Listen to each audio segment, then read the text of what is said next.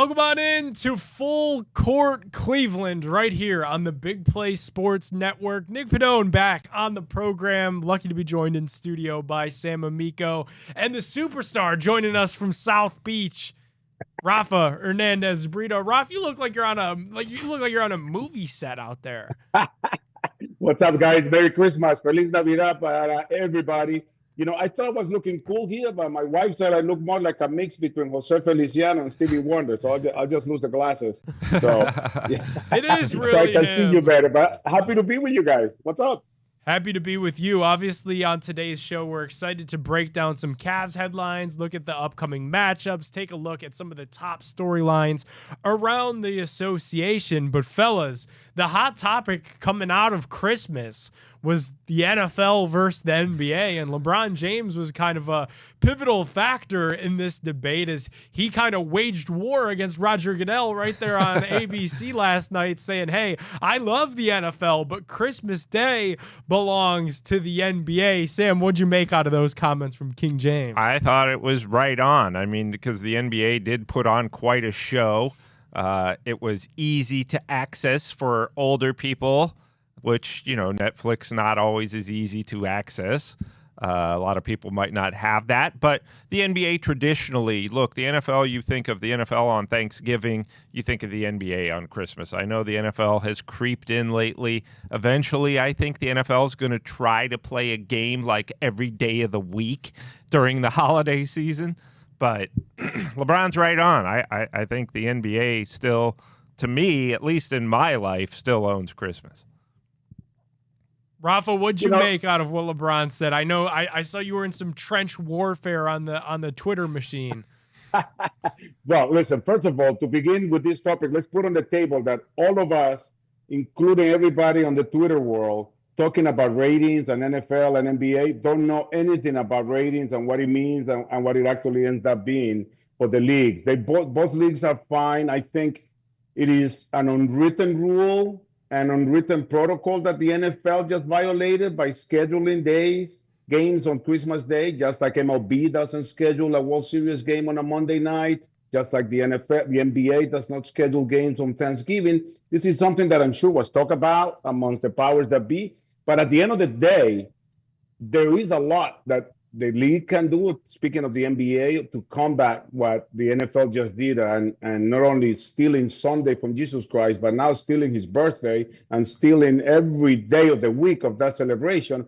But we do have ways to combat that, and it's sport for everybody. There's no need to be just NBA or just, I don't know how many of you watched the 5 games the NBA had on. I mean, you need a little break. The most annoying part for me was that I couldn't channel surf from Netflix to whatever streaming company anybody else has, because it's just kind of like a pain to be getting out, sign in, get in, choose the channel. So we're fine. But I watch more NBA than NFL, especially with the second game was so bad. Yeah, and that's been the theme with these NFL on Christmas Day games, is that the product just isn't that good. I mean, look at a couple years back, we know in Cleveland firsthand when Baker Mayfield on a short week flew to Green Bay and ruined Christmas in that game where he threw 4 interceptions. And then the slate of games this past Christmas wasn't much better. I mean, Houston didn't even score anything offensively. They were lucky to have the safety, and then the Pittsburgh Steelers didn't look very good either. So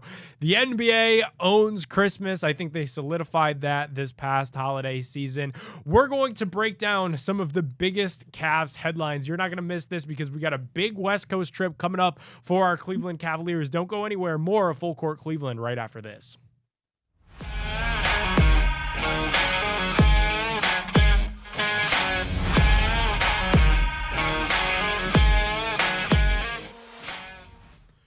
Welcome on back into Full Court Cleveland right here on the Big Play Sports Network. We're brought to you guys today by our good friends over at Garage Beer. If you've watched a show on the Big Play Network, you've probably heard us talking about Garage Beer. It just comes in 2 flavors, classic, light lager, and lime. There's no frills, no bitterness. This isn't an IPA. It's just beer-flavored beer, and it's pretty damn good. You could find local retailers who sell Garage Beer near you by visiting Drink Garage Beer Well, fellas, the Cavs now lead the Eastern Conference by 4 games. Shout out to the Boston Celtics, who fell a little bit short on Christmas Day against the Philadelphia 76ers.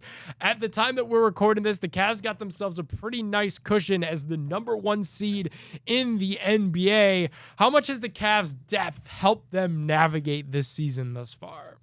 I think it's been obviously the biggest. You knew what you were going to get from the core 4. They've all kind of stepped up their games a little bit under Kenny Atkinson. But the bench, to me, really, you talk about winning road games, it always seems to come down to your role players, your bench players, your reserves, the guys filling in for injured players. To me, those guys have really raised their game another level under Kenny Atkinson.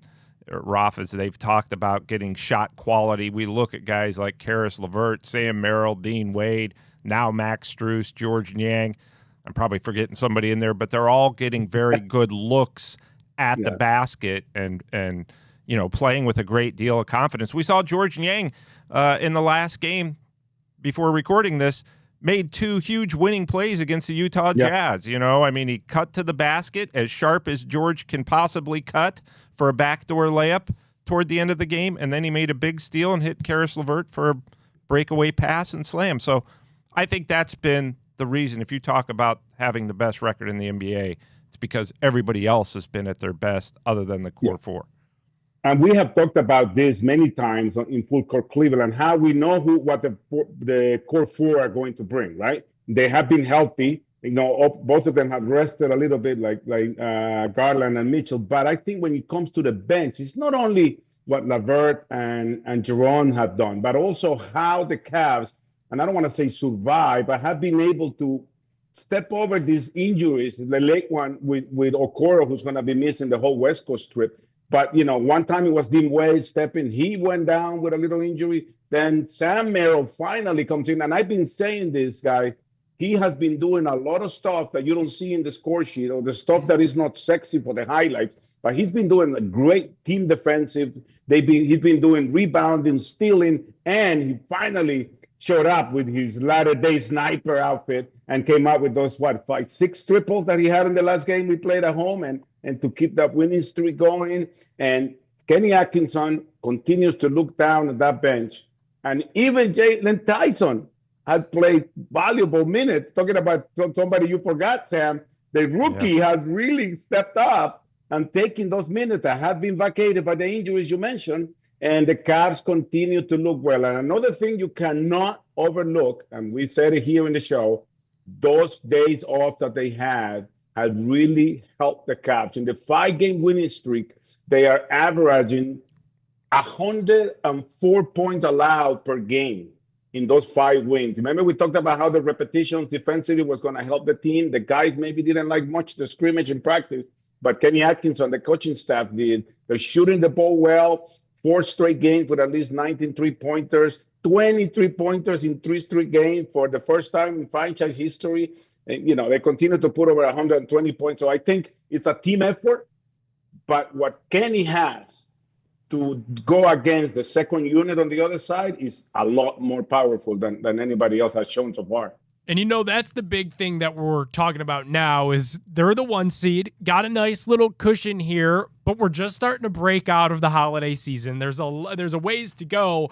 How valuable do you guys think it would be for this bunch to secure that 1 seed in the Eastern Conference? Obviously, you could only play who's in front of you. The Cavs are going to have some tougher matchups ahead with this West Coast trip, and we'll break down some of those later in the program, but it feels like a lot of Cavs fans now are maybe shifting their focus a little bit deeper down the schedule and saying, hey, this isn't a mirage. This isn't some flash in the pan. This is a team that could legitimately finish the regular season atop the Eastern Conference and secure this number 1 seed throughout the NBA playoffs. How valuable would that be come playoff time? Anytime you're playing, you're going in the playoffs and have home court advantage, you just feel that much more confident. You've got to win some road games in the playoffs, so it's not that impactful, but it gives you that kind of mental edge. If it came down to a Game 7, we saw that last year against Orlando. The Cavs could not win in Orlando.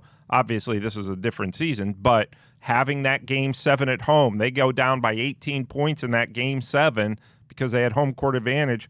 They never felt like they were out of it. So it's extremely valuable, and it shows that, to steal your phrase, Nick, it wasn't a flash in the pan. It was something that's sustainable. Now, we know that this, you look at January's schedule, I don't want to get too far ahead of myself, but it's very difficult. There are a lot of games in there. There's Oklahoma City twice. You got to go to Indiana. All of a sudden, Indiana's playing really well. This recording, they've won 5 in a row. So there's just a lot to, a lot that still has to happen. But if they continue to play this way and play with this confidence, I think that the number 1 seed is right there for the taking.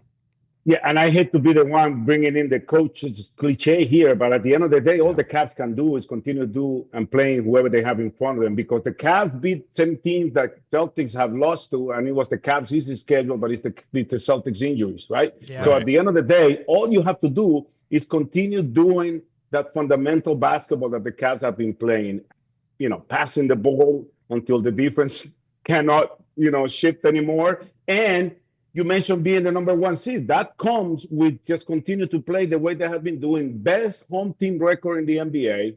They have played, I think it's like close to the least amount of games on the road. They're about to go play 4 very difficult games on the road. But I think the matchup is what matters in the playoffs more than anything else. But if you have that extra bullet to play a home game in game 7, hey, you'll take it anytime. Yeah, and Raf, maybe it is a little bit coach speech, that you as coach speak, that you could only, play your style of basketball. They're focused on themselves, but them playing their style of basketball and focusing on themselves has worked pretty well thus far. And the way that they're winning in blowout fashion does seriously remind me a little bit of the 2015-2016 Golden State Warriors, because that basketball just moves, and they're not just beating these teams, they're decimating these teams. Sam, you put out a tweet the other night, it felt like it was a close game, and then it turned into, just your regularly scheduled close game, double-digit win for these Cleveland Cavaliers.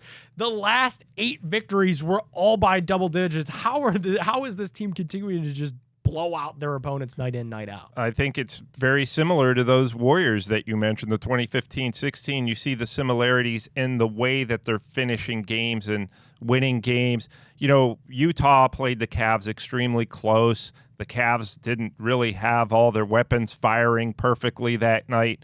But much like those Warriors, they managed to go on a run in the final minute and a half to put it away and make you think, yeah, they probably could have won this game by 30, but they just didn't have it. So they only won by 11. So, I think that really when you're talking about how this team's been able to do it, it's because they do. And it's more cliche coach speak. They get a different guy stepping up at winning time. Not just for the whole game, but when it's time to win, it seems like they have a different person doing it every time. So, and even that game they lost to the Celtics in Boston, they had 3 guys and Donovan Mitchell come out of nowhere to turn what should have been a blowout loss to the Celtics in Boston to a game that came down to the final basket. So it's really just, we hear it all year and it's cliche, but it's a collective thing that's really lifted them to new heights this season. And what's scary, guys, to add to all that you guys just said, that is all true, but the Cavs have shown that they can actually win different types of games, because the game against Washington coming off the break, maybe a little rusty, but it was the first time they shot below 40%, and they still managed to come out with the win and managed to figure it out at the end. How many times in the last 2-3 seasons, all we talked about is, well, they got to learn how to win. They got to learn how to close games. They got to learn how to protect the lead. They had, they've done everything. They have won in different fashions. Even when they lose, you come out, that 3-point game against the Celtics. It's like, okay, we were down by 15 in the third quarter, but nobody threw in the towel. That's one thing these guys have shown, that they'll fight to the end no matter what. And it's fun to watch, it's gonna be a lot more fun this coming road trip. I'm sure Nick is gonna be talking about him eating the nuggets and all that. But hey, what can we do? Enjoy the ride, really. Yeah, me versus Nuggets. Are we doing it, guys? The Cavs are 2-1 in one possession games this season. So to Raf's point, they have won in blowout fashion, but they've beat the Milwaukee Bucks twice in one possession games, and then the one loss that was a one possession loss was that game against the Boston Celtics where they stormed back to just lead by 3 points. Straight ahead on Full Court Cleveland, we're breaking down this West Coast trip. Is Raf doing me versus Nuggets? We'll talk about that and more. Don't go anywhere. More Full Court Cleveland right after this.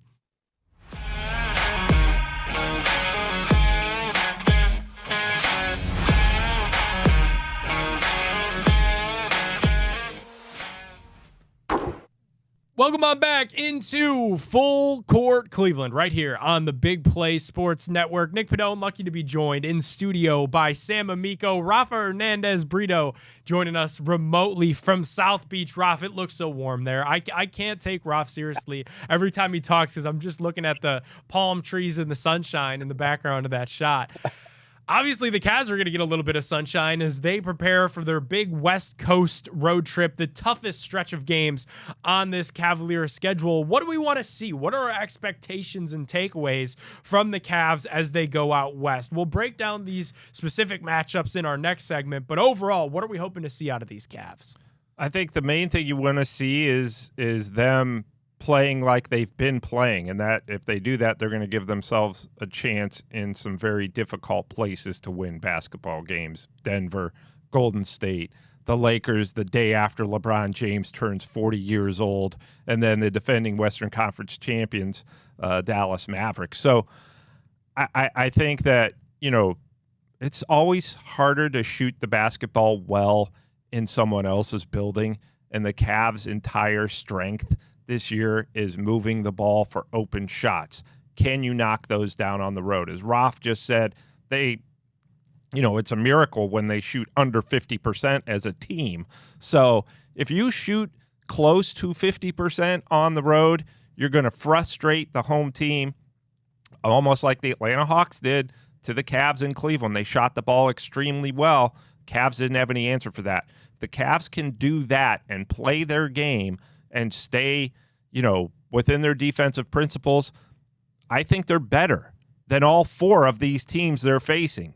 But the difference is you're going to be facing them on the road consecutively, and that makes it tough. So it's really just keep doing what you're doing, and you're going to give yourself a pretty good chance. And you're going to need somebody outside of your core four, which has been the case 90% of the season. You're going to need somebody else or two somebody else's to step up and have those, deliver in the big moments as they've been getting all year. I'll tell you what I would like to see is, and I have no doubt that Kenny Atkinson and the coaching staff will have these guys ready, because the first three games are against teams that we basically trashed at home. Right. The Warriors, our best half of the season. And the Lakers, yes, Nick Padone was in the stand rooting and asking for Bronny that night, but it was because, we forgive him because we were trashing the Lakers, and also the Nuggets, who were going through a rough stretch. It's a long stretch, the season stretch for the Nuggets, especially from what they showed last night. But I just want to see them, and I would like to see more of what Kenny Atkinson keeps trying to find the perfect combination for once the first set of subs come in. He stays with the M&Ms, with Mobley and Mitchell and three subs, and then he switches for Allen and Garland. We still got to come up with a Froland with M&M and the Froland, and then comes the other three, right? But I noticed this against Utah. Talk about the sacrifices that we talk about the players. I think for the fan, me as a fan watching the game here at home, it's like Sam Merrill had a hot third quarter, but Kenny Atkinson stuck to his rotation and stuck to his minute spread, and you would be like, man, bring Sam back, right? But he stuck to the units that he puts on the court, and at the end of the day, it has worked. But that gave me a little picture about what sacrifices mean, because Sam finally found his shot, and he still have to come in and give somebody else the time. But that's what I want to see. I want to see them Play well in Golden State, which has nothing to do with Oracle Arena. I think this Chase Center or whatever it's called is nothing. And the Lakers fan, when we go play against the AARP spokesperson, it's going to be interesting to see what what the game is. But and then Dallas, Luka and Kyrie. It should be interesting to see how that road trip ends. But these are the kind of road trips that this team has done well in the last couple of years. They always start the road trip well, and kind of had started in Denver always. So I'm excited to see what comes up. Yeah, Cavs are 9-3 on the road this year. They're tied with the Spurs currently for the least amount of road games played in the NBA. It's just a scheduling nuance. They've only played 12 road games, have our Cleveland Cavaliers. Ralph, real quick, as a guy that's followed the team and been with the team on these road games before, obviously this Cavs team is so close-knit, and the dynamic, the chemistry we're seeing in these post-game interviews where Tristan Thompson breaks the hoop pregame and Darius Garland throws him under the bus, or really it was Mitchell and DG got in there and he was like, that was Donovan, that wasn't me. This is such a close-knit group. What do these West Coast trips mean for the chemistry of a locker room when you have to go out west, when you're away from your home for long stretches of time? How have you seen teams come together in these West Coast trips? I think this is where the team actually builds the camaraderie, the stuff that they're going to need when the things go bad, and you avoid the finger pointing and you avoid the blaming, instead of just you go back to working what needs to be improved, like they did during this month of December, where they work on the defensive miscues that they were having. But I think every coach will tell you, and even players, they love the road trip only because we get to share meals. We get to go in them. Sometimes you go to nice places. The Cavs are going to be staying at a beautiful hotel in San Francisco where they can actually relax and forget about the cold weather and just concentrate on what's in front of them, which is the game in San Francisco. But that is the biggest takeaway, I think, of being on the road. Yes, you miss the family. Yes, you're away from home. But at the end of the day, you're with the guys that you spend the most time with during the basketball season, and that's where George Niang off the court job comes in, because him and Tristan Thompson are kind of like the ones that play the role of keeping everybody loose, the ones that keep everybody loose, but also concentrated on the job at hand. And for the rookie Tyson, it's important to him to just become a professional NBA player, because trust me, this 10-day road trip, 8-day road trips with you keep changing time zones. You go to the mountains, then you go to West Coast, then you go back to Central. I mean, it's hard in the body, but these guys are professional. They can handle it, but it's something that they look forward to, I think. Awesome. Well said. Let's take a deep dive into these matchups. We'll be back with more Full Court Cleveland right after this.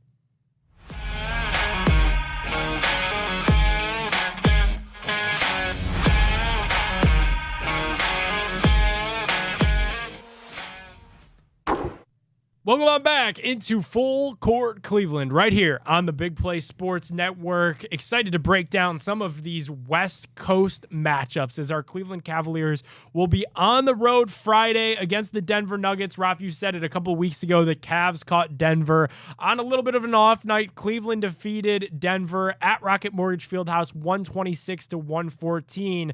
The biggest thing with playing the Nuggets is trying to match up with Nikola Jokic. That was obviously a critical piece of the first meeting of these two teams.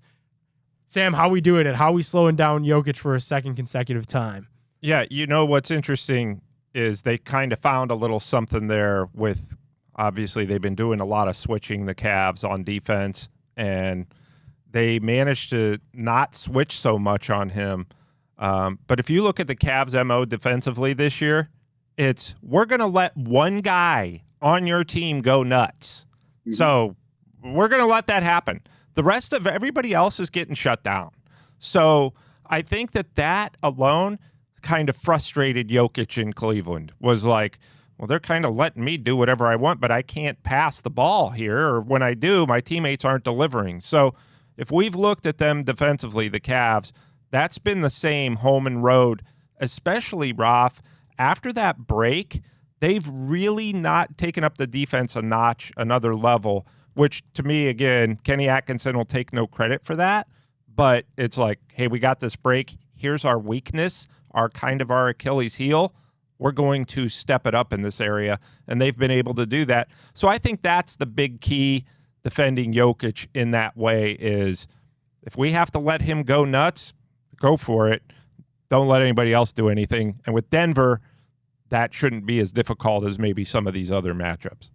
Yeah, and to that point that you just mentioned, 103.8 points they have allowed in the last 5 games after the break. The most points scored was Utah, 113, and they had like 19 threes, and they were hot and probably getting any offensive rebound possible that night with the situation that they have with the big guys. But the most important part, Sam, is that their offensive game has not fallen off because they average over 30 assists per game, higher than their season average. They have, the 3-pointers that I mentioned, the last 3 games, they put 20 points on 20 triples on Milwaukee, Utah, and in between. So I think what with Jokic is, I hate to borrow the line from the ESPN Sports Center Dan Patrick days, but it used to be like you cannot stop him, you can only hope to contain him. But now they don't have anything around him with Murray playing so far below his level. Yeah. It's like you just said, go ahead, have your triple-double. Have your triple-double, and we'll continue playing a 5-on-1 game and see what happens. And that's the frustration that Denver is having right now because Michael Porter Jr. has been rumored in trade. He played well after the night the rumor came out, but then, I didn't like what I saw from Murray, and I got to be honest, I only watched the first half of the game because it was way past my bedtime, even while I'm on vacation. But it's definitely something that the Cavs can take advantage of. It is something that, like I told you, we faced these 3 guys already, so it's no secret there. And I'm sure Mark Malone is going to be ready. He's a great coach, and he's going to be ready to see what they can do. Let's see what Russell Westbrook does. I don't know. I think it's a game that the Cavs, if they continue to do what they've been doing, they should get the road trip going on the right side. Yeah, and then coming off of that, we're talking Cavs Warriors Monday. And that's another team that the Cavs really had their way with. When you think about all-time NBA blowouts this season, that Cavs Warriors game at halftime was over. You knew that there was really no way that Golden State could have come back in this one. Warriors, as we're taping this, just 15-13. What's our assessment here? What's going on with them? What's wrong with Golden State? I think Golden State's a one-man team. Become a one-man team, way. and their one man is 36 years old, and he's starting to show signs of being 36 years old. And when I call him an old guy, I mean, 12 years younger than me. But for the NBA. Right, yeah. So, but I think that's the issue. You lost Klay Thompson, who the Cavs will see on this trip with the Mavericks. I'm assuming he's going to be healthy. But it's really become Steph Curry and a bunch of decent players, but not guys who are going to lift you to victory. So, I think that's, look, the Warriors got off to that breakneck start where they were like 7-1 or whatever when they came into Cleveland and got blown out of the water. I think that team that got blown out in Cleveland is kind of who they are, more or less. They're a team that's, they're going to be looking to make a move or strike a move before the deadline. I don't know if it's going to move the needle, but that's just what it is. To me, they're just a one-man team now.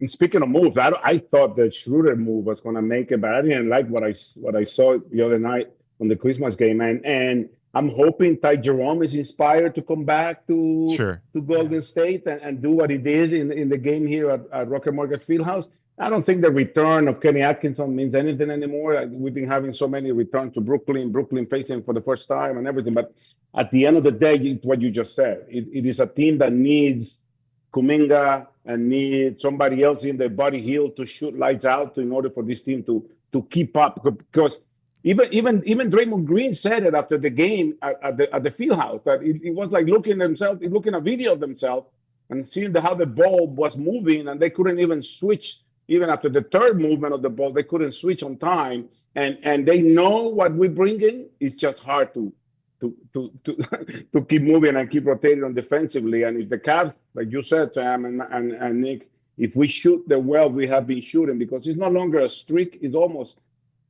we're getting close to the half of the season, so the sample is enough to believe that this is what they thought we were what we thought we were. What did Danny Green used to say? This is what the Cavs are. They shoot well, they play defense, and they take good shots. They don't Yeah. make them all, but they take good shots. And I think that's the very specific characteristic of the Cavs that separates them from everybody else, because the shot taking is for the most part what the coach wants to see. It's almost funny, this Monday night matchup against the Golden State Warriors will be like that Spider-Man meme where they're all pointing at each other, because the Cavs stole that ideology and philosophy from those Golden State Warriors teams, where that ball would just hum around the perimeter until it literally broke the defense down and somebody was wide open for a good shot. And it wasn't always a guarantee. It helped that those Warriors had Steph Curry in his prime, Klay Thompson in his prime, with a cast of role players that could knock down big shots as well. But when I look at these Cavs teams, this current Cavs team, it just gives me flashbacks of those Golden State Warriors. Sure. Then Tuesday night, second night of a back-to-back. Those are always tough. Maybe a little bit tougher against the greatest player of all time, the greatest player in this generation, playing against the Cavs.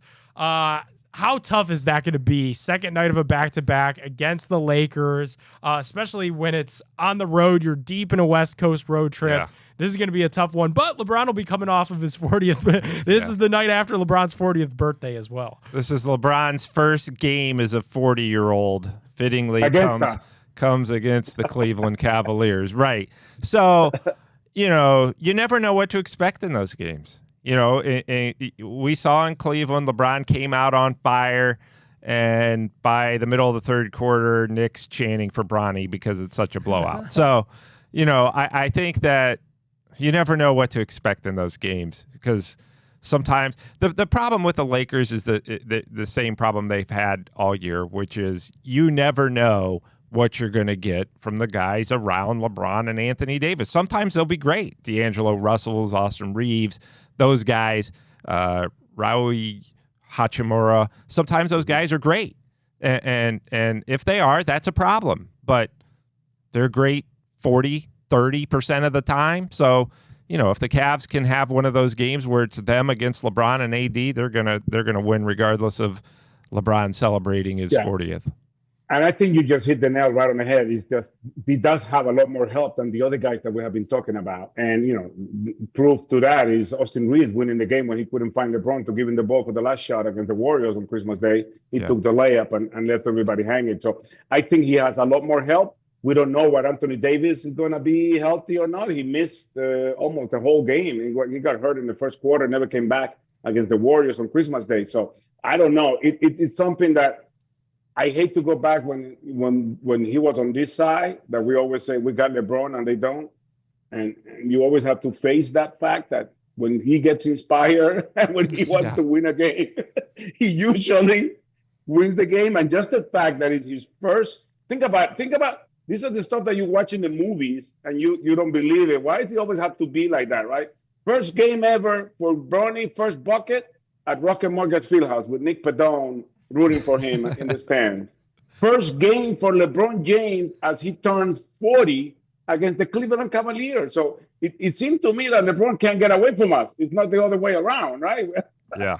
Right. And maybe that's a little foreshadowing of something that could come maybe either by trade or the free agency this offseason. Raf, you put that one on a tee for me. You mentioned it, though. They have LeBron. The Cavs don't. When he feels inspired, he still has it in him. He could be 39. He could be 40. He has it in him. And that's just experience and knowing how to take over and win a game. We saw that on Christmas against Golden State. It was Austin Reeves that hit the game winner, but LeBron James put together a masterclass in that duel against Stephen Curry. Hey, speaking of that duel, straight ahead, we're going to power rank the best player rivalries in the NBA. Could be all time, could be current. Think of yours. We'll give you ours when we get back. Don't go anywhere. More Full Court Cleveland right after this.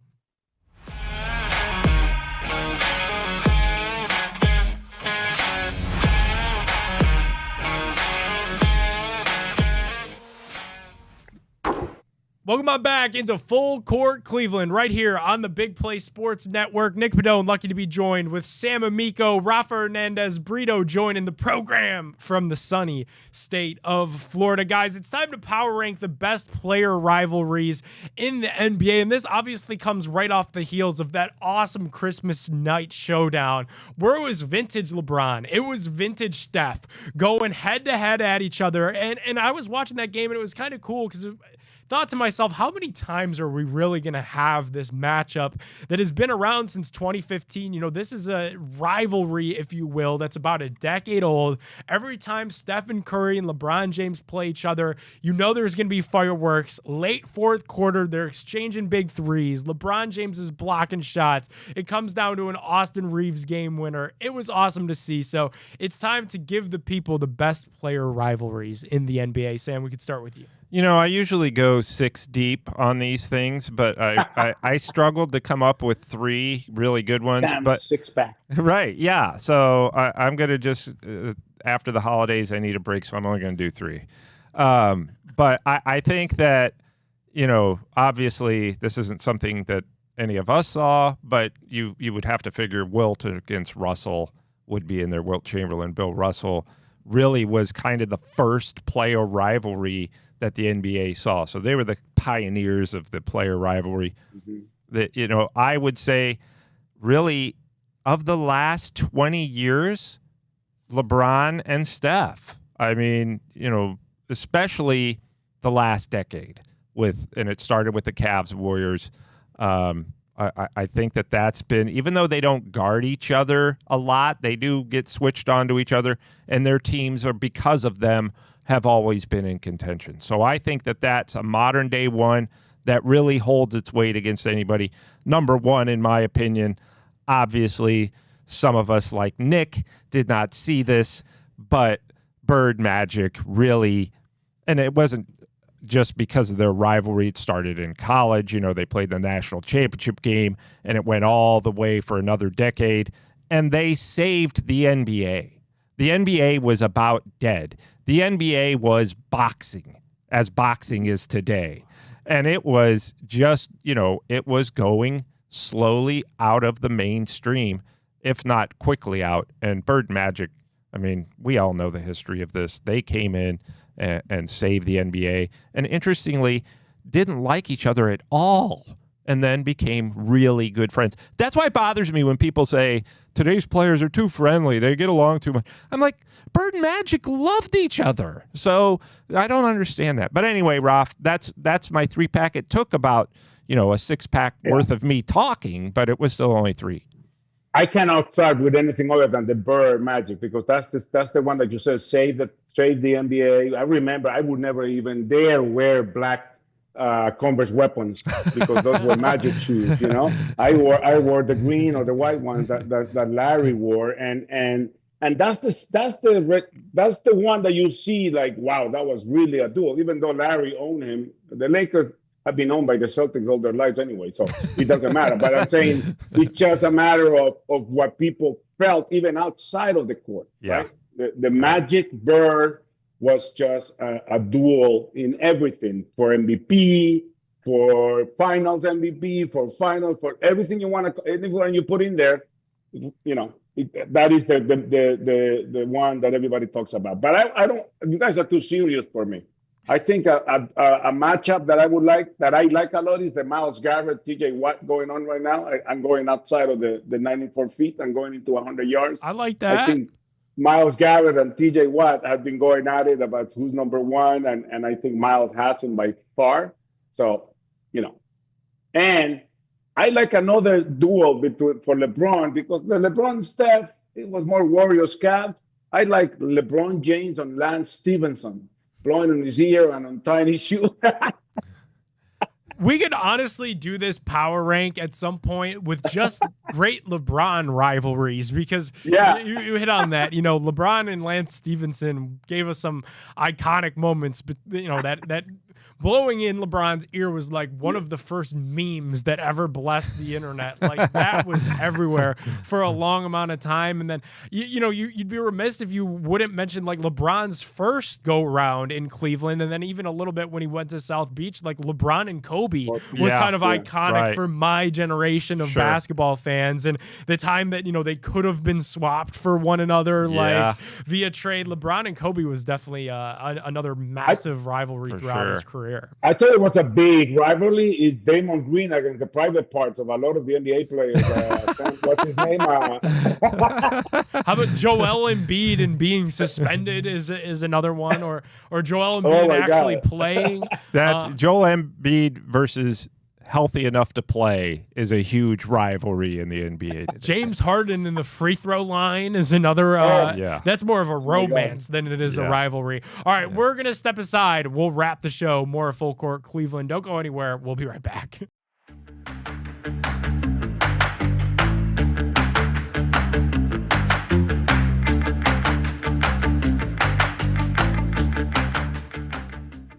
Welcome on back into Full Court Cleveland right here on the Big Play Sports Network. Nick Padone, Rafa Hernandez Brito, and John Lennon. No, that's Sam Amico. I thought John Lennon. Yeah, I'm trying to be booby here, but I look like Zoot. You know who Zoot is? The guy who plays a saxophone on the Muppets?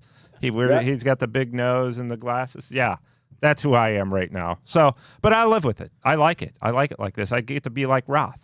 Well, I'll be like you guys walking out of the Cleveland Clinic in just an hour after my eye doctor. So I'm the lone one without sunglasses, but that's just a for now thing. They're sitting in my car here outside Burke Lakefront Airport. Guys, what a show. Obviously we're excited for this Cavs West Coast trip. One thing I wanted to hit on real quick before we wrap this thing, the NBA slate of Christmas Day games is awesome. Sam, you had mentioned when we were doing a little bit of social media stuff before the show, Knicks and Spurs was maybe a weird matchup going into the game. Yeah. Is Victor Wembanyama better than what we all thought? I mean, he's not even 100 games into his NBA career, and people are now talking about, is he top 5 player in the NBA right now? Like, what he's able to do just because of his God-given gift of physical makeup is phenomenal. It's like watching an alien come down and play basketball. It is. It's really cool. Yeah, and I think I don't know about top 5 because you just really have to put a lot of thought into that, but I think he's definitely top 10 right now and has the ability. You look at, LeBron's coming down on the back 9 here, probably the back 3 of the back 9. Who's going to carry the league? Who's going to bring that superstar? We got to tune in to see him. It's difficult for a big guy to do that. I think it's difficult for centers to carry the NBA. People want to see the wing players who can shoot threes. Well, guess what? Wemby, I'll just say it like that, can actually shoot threes. He's obviously a guy who changes the face of the game defensively. He clearly gets in Joel Embiid's head, So I think we're looking at a guy who soon is going to be in that conversation with Embiid when he can stay healthy, and Jokic, and those kind of game-changing MVP type of players who could end up being the face of the league here soon, because he can change the course of a game, and he can do it on a dime. And you get some people around him. I think the Spurs are going to be back on top here soon, at least in the West. Obviously, the Cavs are going to be on top in the East. So, I'll wait a little bit before we start putting this top something on Wemby, because he's not even the top 5 player in the history of the Spurs. And he has to show that he can carry a team. I know he's young and everything, but that's why I said take a chill pill on top 5 ever or whatever. Let him develop and see what he can do for the team, and if he can actually carry a team even in a playoff series, and then we can start talking about it. But yes, he's a freak. He has great hands. He can shoot the threes. He can dribble the ball. But let's let him develop and see what happens. Yeah. I don't like to do that, Ruff. I want to put all the pressure on him right now. Yeah, I mean, we're talking about a kid that's not even 100 games into his NBA career. The Spurs right now are in a position to be in that NBA play-in tournament, which would be a lot of fun to see Wemby have his first postseason opportunity just in his sophomore season. But the Spurs are a fun young team. Like, I genuinely enjoyed watching that game on Christmas Day. Well, hey, we appreciate Raf for joining us from his sunny vacation down there in Florida. Huge shout out to Sam Amico as well. Make sure to go show him some love out on social at Amico Hoops. I'm Nick Padone. Make sure to download that Big Play app. You could follow along with all of your favorite Big Play shows, including Full Court Cleveland on demand, all of our great interviews that we put together throughout the entire network. Download the Big Play app on iOS, on Roku. We'll be back with more Full Court Cleveland next week. Until then, go Cavs.